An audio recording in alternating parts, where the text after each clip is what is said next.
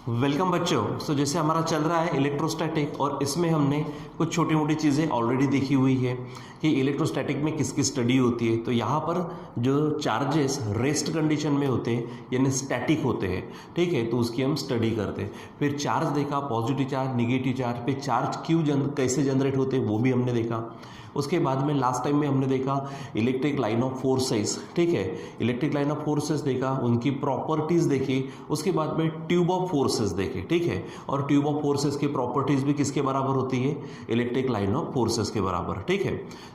यहाँ पर आज एक थोड़ा सा ट्यूब ऑफ फोर्स जो है, उसी ट्यूब ऑफ फोर्स को हम थोड़ा सा एक आगे का कंसेप्ट देते हैं, ट्यूब ऑफ इंडक्शन। तो बस इसको ध्यान में रखना, direct tube of induction, tube of induction.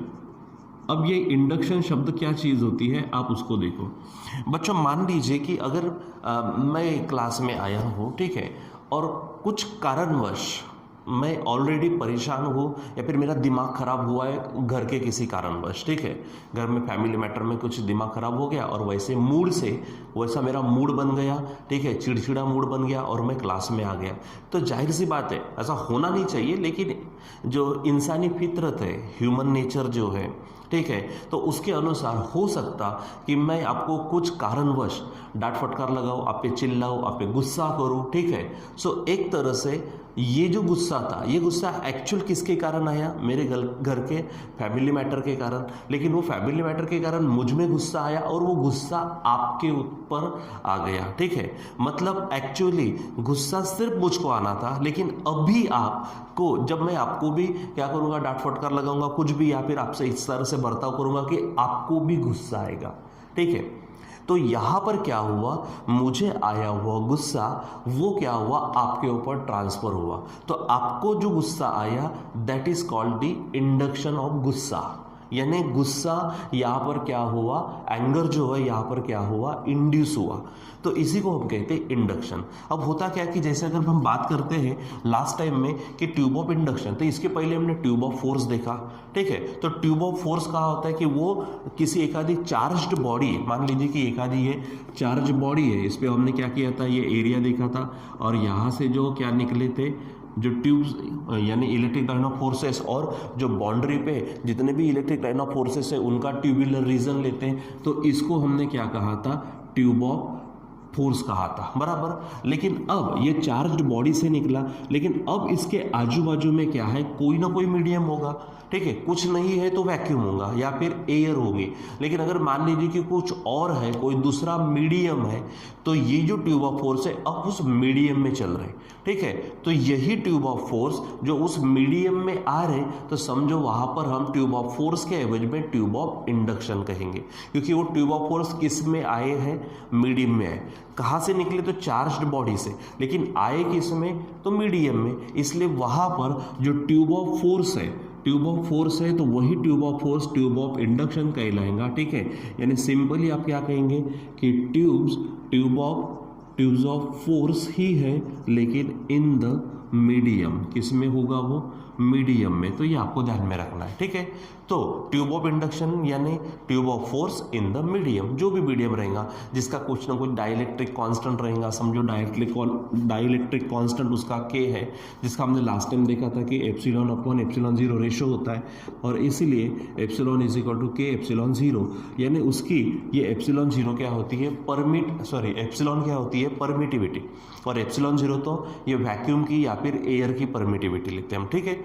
Air या फिर वैक्यूम के लिए ध्यान में रखना बच्चों, ये जो के होता है वो नियरली 1 होता है, ठीक है। ट्यूब ऑफ इंडक्शन मतलब ही क्या कहेंगे, tube of force in the medium. ये सिंपल ध्यान में रखो।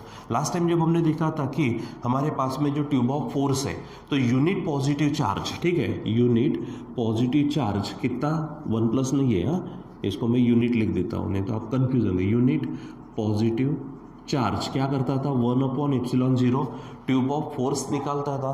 तो इसलिए अगर मान लीजिए कि क्यू चार्ज है, तो क्यू अपॉन एप्सिलॉन जीरो इतने ट्यूब ऑफ फोर्स इमिट करता था, ओरिजिनेट करता था। अब यहाँ पे ध्यान में रखना है आपको कि अगर यूनिट पॉजिटिव चार्ज है, यूनिट पॉजिटिव चार्ज है, तो वो सिर्फ 1 ट्यूब ऑफ फोर्स देगा, ट्यूब ऑफ इंडक्शन देगा, 1 ट्यूब ऑफ इंडक्शन देगा, ठीक है। तो ऐसे अगर मान लीजिए कि Q पॉजिटिव चार्ज है, तो 1 इंटू क्या कर लो आप, Q कर लो, तो आपको Q ट्यूब्स ऑफ इंडक्शन मिलेंगे। ठीक है, ये आपको ध्यान में रखना है। ठीक है, ये पॉइंट ध्यान में रखना है कि unit positive charge 1 tube of induction देगा, Q positive charge Q tube of induction देगा। ठीक है, तो ये थोड़ा सा बेसिक कंसेप्ट ध्यान में रखो। असल में आज हमको जो टॉपिक लेना है वो हमारा है फ्लक्स और फ्लक्स डेंसिटी। ठीक है, तो अभी हम देखते हैं यहाँ पर इलेक्ट्रिक फ्लक्स। ठीक है, तो एक बार फिर से थोड़ा सा रिवाइज करते हैं और आगे बढ़ते हैं। तो ट्यूब ऑफ इंडक्शन किसे कहेंगे? तो simply tube of force in the medium. ठीक है, unit positive charge originates 1 tube of induction, तो Q positive charge originates Q tube of induction. अब क्यू यानी चार्ज रहेगा, जितना भी चार्ज रहेगा उतने ट्यूब ऑफ इंडक्शन क्या होंगे वहाँ पर बाहर निकलेंगे, ध्यान में रखना। ठीक है, अब हमारे आज के मेन टॉपिक पर आते हैं जिसे हम कहेंगे इलेक्ट्रिक फ्लक्स। क्या कहेंगे हम? Electric flux. ठीक है, हम इसे फाई से बताते हैं। इलेक्ट्रिक फ्लक्स किससे बताते हैं हम? फाई से। ठीक है, तो होता क्या है बच्चों कि जैसे लास्ट टाइम हमने देखा जब किसी चार्ज के अराउंड इलेक्ट्रिक फील्ड की बात करते हैं तो वो जो इलेक्ट्रिक फील्ड है वो इमेजिनरी पाथ यानी इलेक्ट्रिक लाइन ऑफ फोर्सेस के फॉर्म में होती है। जैसे अगर मान लीजिए कि ये पॉजिटिव चार्ज है तो यहाँ से हमारे पास में क्या होंगे? ठीक है, यहाँ से इस तरह से जो इलेक्ट्रिक लाइन ऑफ फोर्सेस निकलती है, ठीक, ये इस तरह से ध्यान में रखो, इलेक्ट्रिक लाइन ऑफ फोर्सेस निकलती है। तो ये आपको ध्यान में रखना है। हम यहाँ पे डायरेक्शंस बता देते सबके। इलेक्ट्रिक लाइन ऑफ फोर्सेस आपको मालूम है पॉजिटिव से लेकर नेगेटिव तक जाती है, आपको मालूम है। ठीक है, तो ये पूरी की पूरी क्या कहलाती है? इलेक्ट्रिक फील्ड कहलाती है। ठीक है, ये इलेक्ट्रिक फील्ड होती है। ठीक, तो अब मान लीजिए कि इलेक्ट्रिक फील्ड पूरी तरह से किससे बनी हुई है? इलेक्ट्रिक लाइन ऑफ फोर्सेस से बनी है। अब मान लीजिए कि कोई मैं यहाँ पर इतना एरिया ले लेता हूँ। मान लीजिए कि मैं इतना एरिया ले लेता हूँ, तो इस एरिया में से भी क्या होंगे? कुछ इलेक्ट्रिक लाइन ऑफ फोर्सेस जाएंगे। ठीक है, अब इसको मैं साइड में ले लेता हूँ। मान लीजिए कि ये एरिया है। ठीक है, अपने बच्चों ये क्या घर में हमारे पास फ्लावर पॉट होता है। ठीक है, तो थोड़ा सा उस फ्लावर पॉट को मैं ढंग से नहीं निकाल पाऊंगा, आप निकाल सकते हो तो निकालिए। ठीक है, ये इस तरह से। अब इसमें मान लीजिए कि फ्लावर्स है और उसके कुछ मार्केट में आती है बिकने के लिए, तो बारीक बारीक क्या होती है? इस तरह से प्लास्टिक की नली वगैरह होती है जिसके नीचे में क्या होता है कि एक आधा छोटा मोटा लाइट रहता है। छोटा मोटा अगर मान लीजिए कि लाइट लगा दिया यहाँ पर, ठीक है, तो यहाँ अगर लाइट निकलता है तो ये थोड़ा रंग बिरंगे चमकने वाली बारीक बारीक ट्यूब्स होती है। ठीक है, तो ये थोड़ा सा माइंड में लाओ। तो यहाँ से ये जो हमारे पास में ये लाइन ऑफ फोर्सेस अगर इस एरिया से जा रही, तो मान लीजिए कि ये आएगी ऐसे और इस तरह से जा सकती है। तो इस तरह से इस गिवन एरिया, मान लीजिए ये एरिया ds है, एरिया कितना अपना ds है, और इसमें से हमारे पास क्या हो रही है कि इलेक्ट्रिक लाइन ऑफ फोर्सेस जा रही। अब बोलेंगे ऐसे मुड़ी हुई क्यों निकाली हमने? तो इलेक्ट्रिक लाइन ऑफ फोर्सेस कहाँ सीधी रहती है? वो जो इमेजिनरी पाथ है, आपने 9th-10th में भी देखा होगा कि इलेक्ट्रिक लाइन ऑफ फोर्सेस आपको यानी इलेक्ट्रिक फील्ड इस तरह से नजर आती है। ठीक है, तो ये इस तरह से यहाँ पे जाएंगे। अब बच्चों यहाँ पर इतने एरिया में से कितनी इलेक्ट्रिक लाइन ऑफ फोर्सेस पास हुई है उसको हम कहते हैं इलेक्ट्रिक फ्लक्स। क्या कहते हैं हम? ध्यान में रखो, द टोटल नंबर ऑफ, क्या बोलेंगे? Total number of electric lines of force passing normally through the given area, it is called as electric flux. क्या कहेंगे हम? The total number of electric lines of force passing normally through the given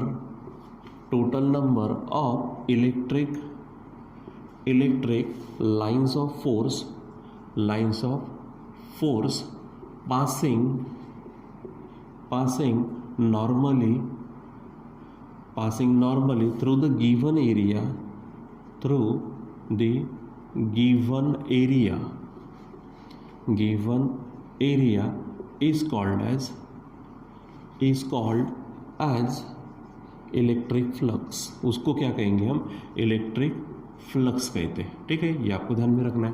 the total number of electric lines of force passing normally through the given area, it is called as flux. ठीक है, it is given by, क्या बोलेंगे हम?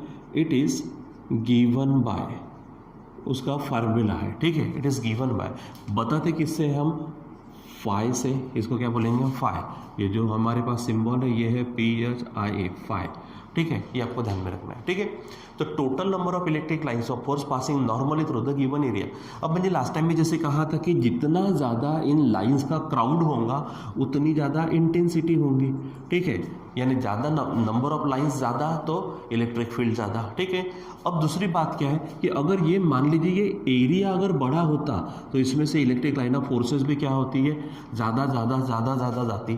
ठीक है, दूसरी बात electric intensity अगर ज़्यादा है तो इलेक्ट्रिक लाइंस भी ज़्यादा होती। मतलब इलेक्ट्रिक फील्ड इलेक्ट्रिक फ्लक्स सीधा सीधा किस पे डिपेंड करता, इलेक्ट्रिक इंटेंसिटी पर। ठीक है, इलेक्ट्रिक इंटेंसिटी ज़्यादा होंगी तो ज़्यादा लाइंस यानी वहाँ पे क्राउड होगा तो ये ऐसे देखो ये ऐसी फैलेंगी नहीं। क्राउड होगा तो क्या ये ऐसी बारीक बारीक बारीक बारीक ये आएंगे यानी ज़्यादा लाइन्स आएंगे। दूसरी बात एरिया ज़्यादा होगा तो भी इलेक्ट्रिक फ्लक्स ज़्यादा होगा, एरिया कम होगा तो इलेक्ट्रिक फ्लक्स कम होगा। इसलिए हम सिंपली कहेंगे कि phi depends upon the electric intensity as well as the area. So it is given by, ठीक है, तो हमारे पास अगर इसको अगर यहाँ पर लेते, ठीक है, इलेक्ट्रिक फ्लक्स को, तो it is given bye E into D S. क्या बोलेंगे हम, E इंटू डी एस। या फिर अगर आप इसको यहाँ पर लेंगे तो इलेक्ट्रिक फील्ड हम वेक्टर्स में अगर लेते तो electric field into area D S. आप बोलेंगे एरिया के ऊपर में आपने क्यों ये किया। मेरे बच्चों जैसे मैं अभी ये हाथ ये करता हूँ, ये पाम है, ठीक है, पंजा है। अब मुझे बताओ मेरा पंजा किस ओर है, किस डायरेक्शन में है, तो आप यहाँ पर बताएंगे सर ऊपर की तरफ है। इसका मतलब इस पंजे की डायरेक्शन ऊपर है, यानी इस पंजे का जो एरिया है उस एरिया की डायरेक्शन ऊपर है।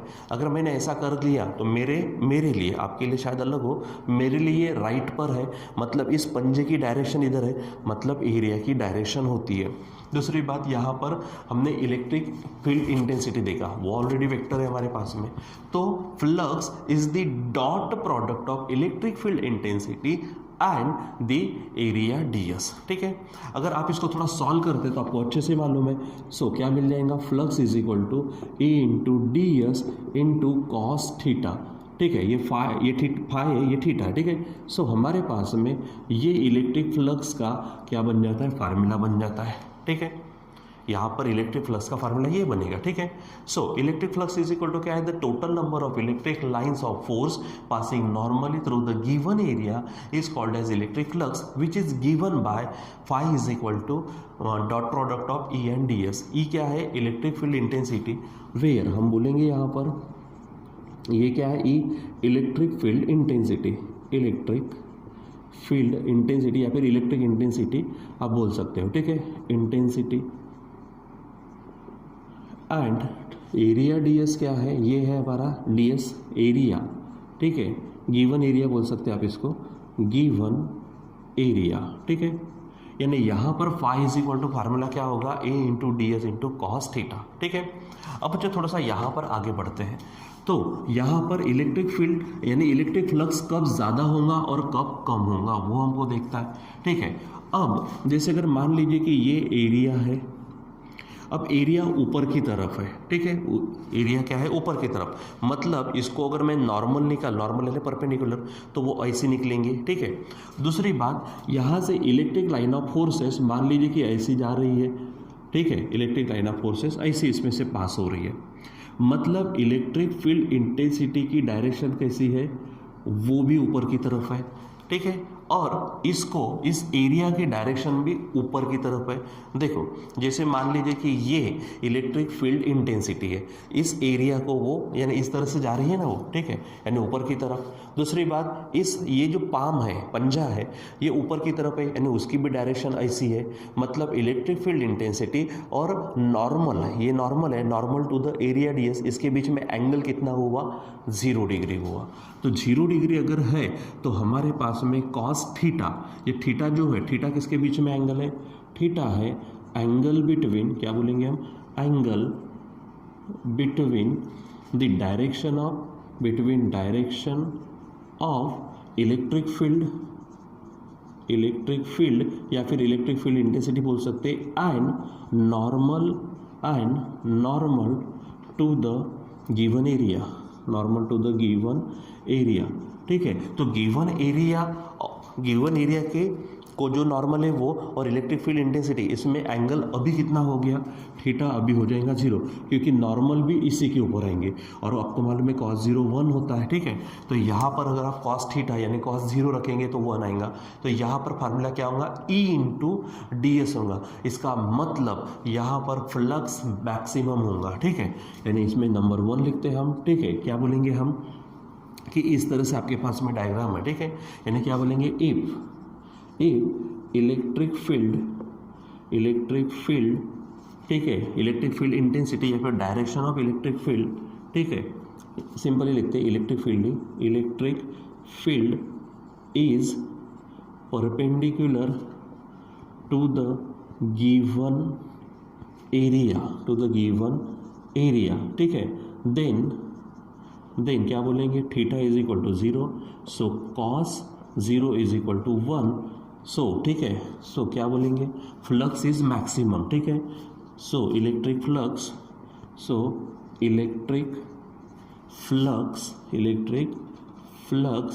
इज मैक्सिमम, ठीक है, और कितना रहेगा वो, phi is equal to E into D S, ठीक है। यहाँ पर वेक्टर का सिंबल मत लगाइएगा, ठीक है। तो यहाँ पर क्या होगा कि cos थीटा cos 0 बन जाएगा, cos 0 1 होता है, इसलिए E इंटू डी एस, ये इलेक्ट्रिक फ्लक्स यहाँ पर क्या हो जाएगा, मैक्सिमम होगा, ठीक है। अब दूसरी बात, जैसे अगर मान लीजिए, ठीक है, अगर हम यहाँ पर लेते, अब मैं एरिया इस तरह से बताता हूँ, हमने इलेक्ट्रिक फील्ड क्या ली थी, ऐसी ऊपर की तरफ ली थी, ठीक है। अब मान लीजिए कि मैं एरिया कुछ ऐसा लेता हूँ, ठीक है। अब एरिया ऐसा लेने का मतलब देखो, यानी पहले हाथ ऐसा था, ठीक है, इलेक्ट्रिक फील्ड यानी नॉर्मल ऐसी थी और इलेक्ट्रिक फील्ड भी ऐसी थी, एंगल क्या था, 0। अब मैंने एरिया को क्या कर लिया, ऐसा तिरछा कर लिया, ठीक है, यानी अब इसको अगर मैं नॉर्मल निकालूँ तो नॉर्मल हमारी क्या होंगी, ऐसी तिरछी निकलेंगी, ठीक है। लेकिन अगर मैं बात करूँ यहाँ पर, इलेक्ट्रिक फील्ड तो ऊपर की तरफ है, यानी अब देखो पहले कैसा था, हाथ ऊपर था तो नॉर्मल भी ऐसी थी, एंगल 0 था। अब यहाँ पर क्या हो रहा है कि ये ब्लैक कलर का क्या है, जो मार्कर है, ये हमारा direct normal to the area है, और ये रेड कलर में जो है वो इलेक्ट्रिक फील्ड है। तो अब इसके बीच में क्या बन गया, एंगल बन गया, ठीक है। तो यहाँ इधर एंगल बन गया, पहले इलेक्ट्रिक फील्ड ऊपर थे, अब ये यहाँ पर एंगल बन गया। आपको मालूम है जिसके साथ एंगल होता है तो कंपोनेंट लेते हैं हम, तो ई कॉस थीटा लेते हैं, तो ये तो है फार्मूले में, ठीक है। अब अगर मान लीजिए, ठीक है, करते करते हम इसको घुमाते घुमाते गए, ठीक है, इसको घुमाते घुमाते गए और मान लीजिए कि यहाँ पर, ठीक है, इलेक्ट्रिक फील्ड ऐसी है ऊपर की तरफ, ये करते ऐसे घुमाते ऐसे चले गए, ठीक है। यानी अब यहाँ पर एरिया ऐसा है और इलेक्ट्रिक फील्ड ऐसी है, ठीक है। अब यहाँ से जब ये जाएगा तो देखो भला, यहाँ पे इलेक्ट्रिक फील्ड यानी इलेक्ट्रिक लाइन ऑफ फोर्सेस इस एरिया में से यानी इस पाम में से जा रही है क्या, नहीं।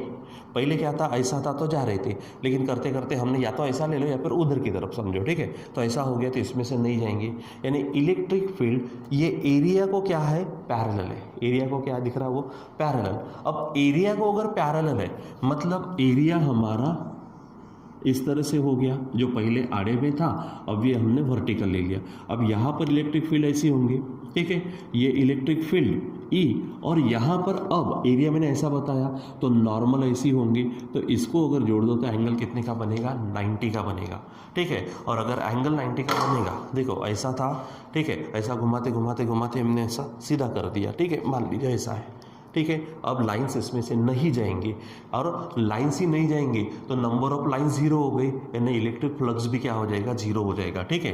क्यों, क्योंकि जो एरिया है, एरिया की डायरेक्शन ऐसी है, इलेक्ट्रिक फील्ड की डायरेक्शन ऐसी है, एंगल 90 हो गया, और आपको मालूम है cos 90 0 होता है, ठीक है।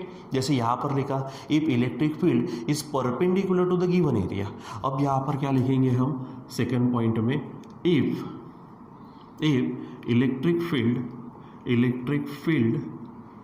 is parallel to the given area, ठीक है। देन आप क्या बोलेंगे, then theta is equal to क्या होगा, 90 होगा, ठीक है। और cos 90 आपको मालूम है क्या होता है, 0 होता है। सो क्या बोलेंगे हम, इलेक्ट्रिक फ्लक्स, जैसे यहाँ पे लिखा electric flux is minimum, so electric flux is minimum, और मिनिमम कितना होगा, डायरेक्ट 0, ठीक है, यानी फाई इज इक्वल टू 0 होगा, ये ध्यान में रखो आप, ठीक है। चलो बच्चों, अब यहाँ पर हमारे पास में थोड़ा सा इलेक्ट्रिक फ्लक्स है, उसके बारे में उसका यूनिट डायमेंशंस वगैरह देखते हैं, ठीक है। हालांकि यहाँ पर हमने देख लेना चाहिए था, ठीक है। तो phi is equal to formula क्या है हमारे पास में, ये ए इंटू डी एस है, ठीक है। तो अगर हम बात करते तो phi is equal to simple A into of D S ले लेता, समझो कि वो नॉर्मल है, ठीक है। ई यानी इलेक्ट्रिक फील्ड है।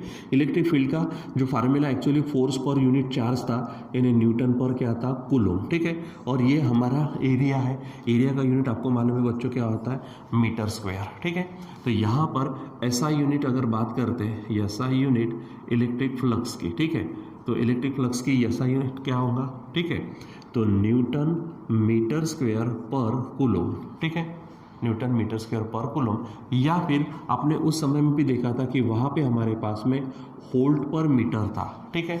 हमने इलेक्ट्रिक फील्ड इंटेंसिटी जब देखी थी तो वहाँ पे उसका दूसरा यूनिट था वोल्ट पर मीटर, ठीक है, इलेक्ट्रिक इंटेंसिटी का। और एरिया को क्या कहा हमने, मीटर स्क्वायर। तो एक एक यहाँ पे कट जाएगा, तो आंसर क्या होगा फिर से, और वोल्ट मीटर होगा, ठीक है।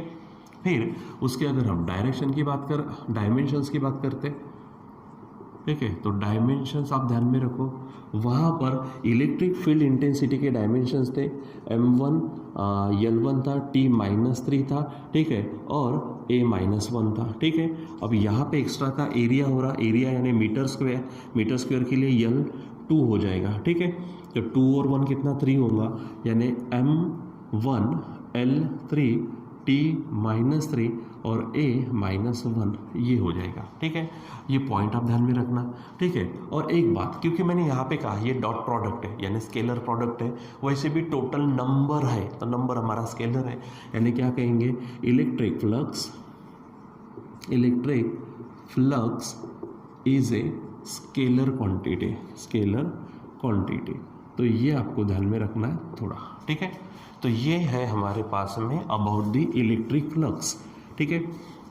अब बच्चों देखो क्या है इलेक्ट्रिक फ्लक्स, थोड़ा रिवाइज करते, total number of electric lines of force passing normally through the given area, it is called as electric flux. It is given by phi is equal to dot product of electric field and given area, ठीक है।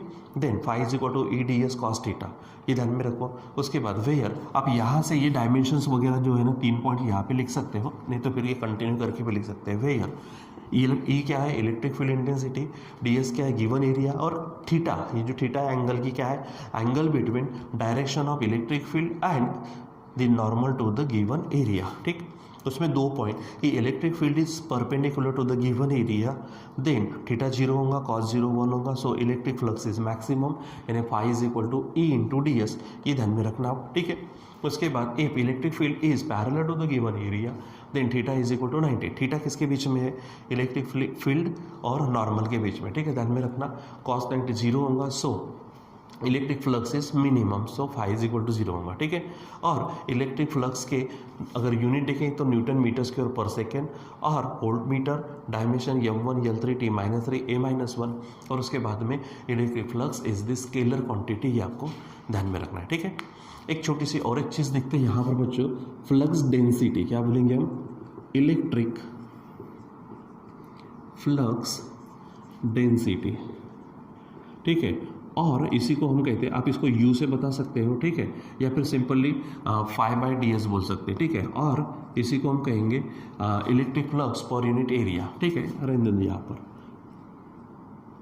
ठीक है। अब यहाँ पर क्या कहेंगे, total number of electric lines of force passing normally through the given area है। यहाँ पर आपको क्या कहना है, वही डेफिनेशन है, the total number of electric lines of force passing normally through the unit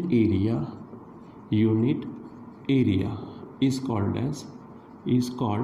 as electric flux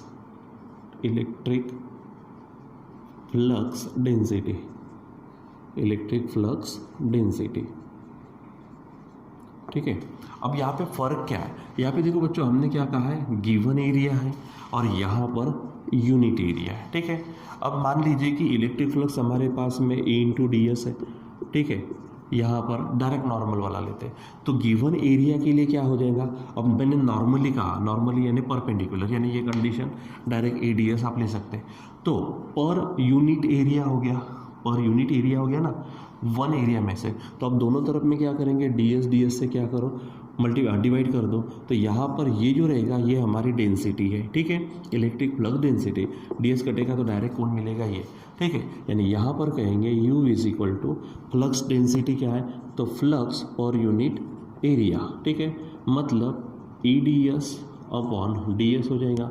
सो आप यहाँ पर बोलेंगे सिंपल E, यानी आपका इलेक्ट्रिक फ्लक्स डेंसिटी किसके बराबर आता है, तो इलेक्ट्रिक फील्ड इंटेंसिटी के बराबर। ये ध्यान में रखना, इलेक्ट्रिक फ्लक्स डेंसिटी किसके बराबर है, इलेक्ट्रिक फील्ड इंटेंसिटी। अब इसका अगर यूनिट देखेंगे वो सेम हो जाएगा, यूनिट किसके बराबर होगा हमारे पास में, इलेक्ट्रिक फील्ड इंटेंसिटी का। तो यूनिट क्या होगा फिर, न्यूटन पर कूलोम, ठीक है, क्या हो जाएगा यहाँ पर न्यूटन पर कूलोम।